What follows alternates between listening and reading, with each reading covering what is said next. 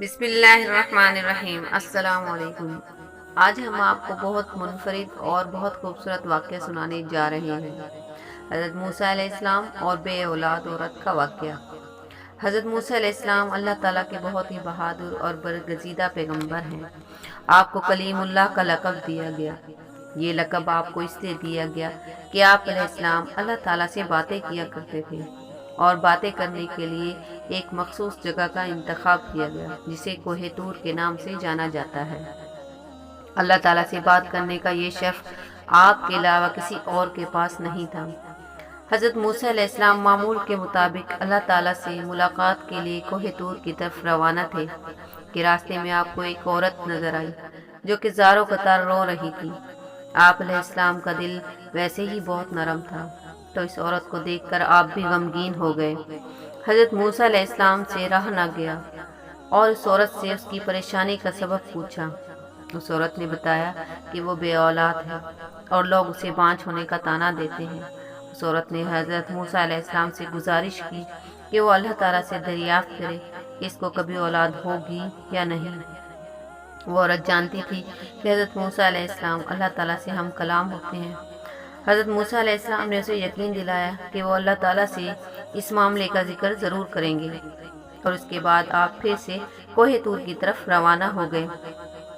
اللہ تعالیٰ سے ملاقات کے دوران حضرت موسیٰ علیہ السلام نے اس عورت کا ذکر کیا تو اللہ تعالیٰ نے حضرت موسیٰ علیہ السلام سے فرمایا کہ اس عورت کی قسمت میں لکھا ہے اس کو کبھی اولاد نہ ہوگی، اور اس عورت کو چاہیے کہ وہ اس پر جو آزمائش آئی ہے اس پر صبر کرے۔ حضرت موسیٰ علیہ السلام خود بھی یہ سن کر غمگین ہو گئے۔ جب آپ کوہ طور سے واپس لوٹے تو اس عورت کو اسی جگہ بیٹھے ہوئے پایا۔ وہ آپ کی منتظر تھی۔ حضرت موسیٰ علیہ السلام نے عورت کو اللہ تعالیٰ کا فیصلہ سنایا تو عورت بہت روئی۔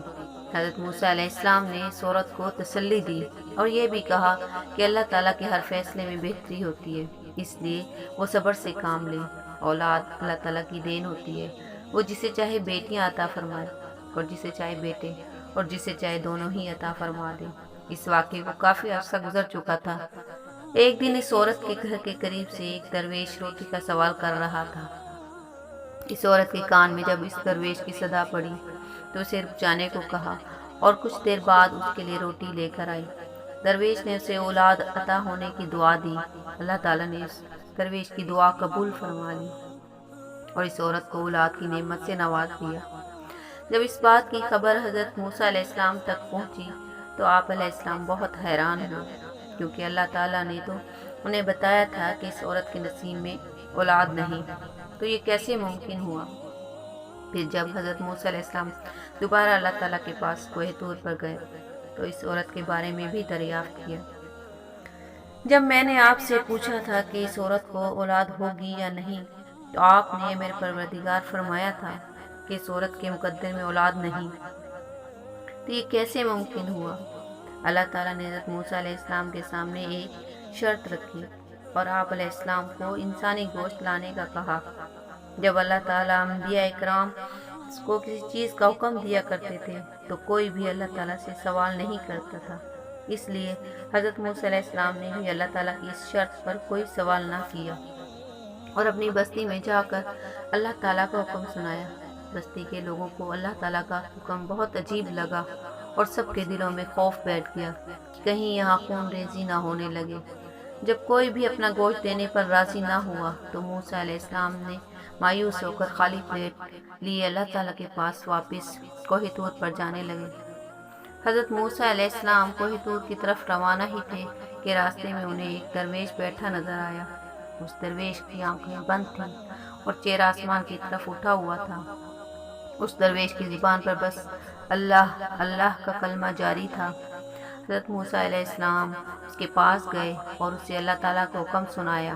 اس درویش نے آنکھیں کھول کر حضرت موسیٰ علیہ السلام کی طرف دیکھا اور اپنا بازو حضرت موسیٰ علیہ السلام کی طرف بڑھا دیا اور کہا کہ میں حاضر ہوں۔ اس درویش نے آپ سے چھری لی اور اپنے بازو سے گوشت کاٹ کر پلیٹ میں رکھ دیا۔ پھر آپ علیہ السلام اپنی منزل کی جانب روانہ ہو گئے۔ ابھی حضرت موسیٰ علیہ السلام تھوڑی ہی دور گئے تھے کہ اس درویش نے آپ کو پکارا اور کہا کہ ہو سکتا ہے اللہ نے گردن کا گوشت مانگا ہو۔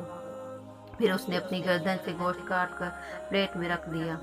حضرت موسیٰ علیہ السلام نے پھر سے کوہ طور کی طرف قدم بڑھا دیے۔ اس درویش نے آگ کو پھر سے روک لیا اور کہا کہ ہو سکتا ہے اللہ تعالیٰ نے سینے کا گوشت مانگا ہو، اور اس نے اپنے سینے کا گوشت بھی کاٹ کر پلیٹ میں رکھ دیا۔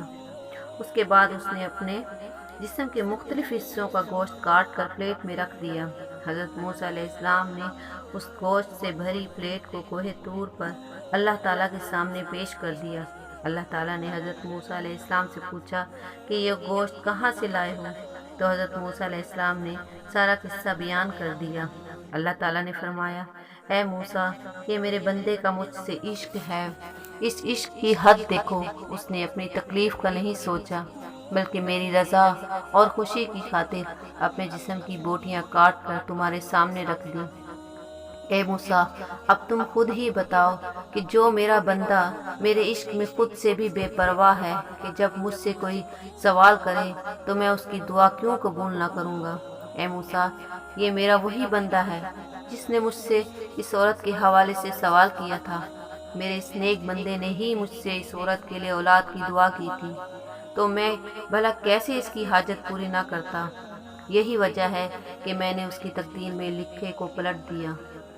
جو بندے میرے لیے اپنے آپ کو قربان کرنے کے لیے راضی ہو جاتے ہیں، میں ان کی بات کو کیسے رد کر سکتا ہوں؟ موسیٰ علیہ السلام کی یہ بات سن کر بہت حیران ہوئے اور خوش ہوئے۔ تو پیارے مسلمانوں، اس چھوٹے سے قصے سے پتہ چلتا ہے کہ اللہ تعالیٰ نے ہمیں زندگی میں جو کچھ عطا کر رکھا ہے، اس پر اللہ تعالیٰ کی شکر گزاری کریں اور دوسروں کی مدد میں پیش رہیں۔ آپ کو نہیں پتہ ہوتا کہ کون سا عمل اللہ تعالیٰ کو پسند آ جائے اور آپ کو کام ہو جائے، اور جب بھی اللہ تعالیٰ کے لیے قربانی دینے کا موقع ملے تو اپنی جان بھی دینے سے گریز نہ کریں۔ اللہ تعالیٰ ہم سب کو اپنے حفظ و امان میں رکھے، آمین ثم آمین۔ امید ہے آج کی یہ ویڈیو بھی آپ کو پسند آئی ہوگی۔ ویڈیو کے بارے میں رائے ضرور دیجیے گا۔ Thanks for watching.